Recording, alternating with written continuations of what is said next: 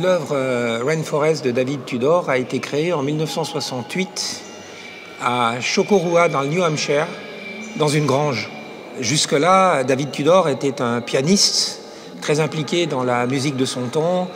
Il a fait des premières avec des compositeurs célèbres comme Boulez, Stockhausen, Cage.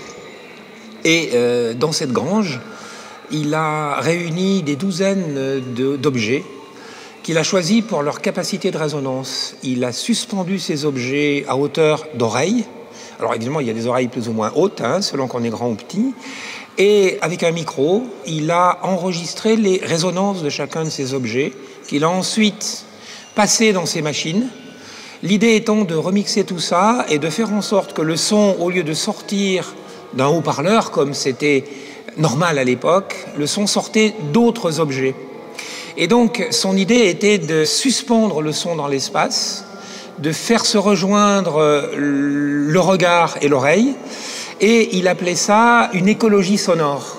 Cette œuvre est une œuvre extrêmement importante dans l'histoire des relations entre le son et l'espace, et il se trouve que dans notre collection, nous avons un grand nombre d'œuvres historiques. C'est ce que nous avons développé, c'est une caractéristique de la collection de Lyon, avec des œuvres de nombreux Américains qui sont de la génération de Tudor. L'idée étant de vraiment concilier, trouver la convergence entre le visuel et le son. Et cette œuvre-là de Tudor fait partie des quelques œuvres encore disponibles. Elle permettrait à ce musée d'art contemporain de Lyon d'être véritablement un des musées les plus complets en matière d'espace sonore, d'environnement sonore. Nous sommes déjà bien placés, mais là, c'est une pièce historique qui semble extrêmement importante.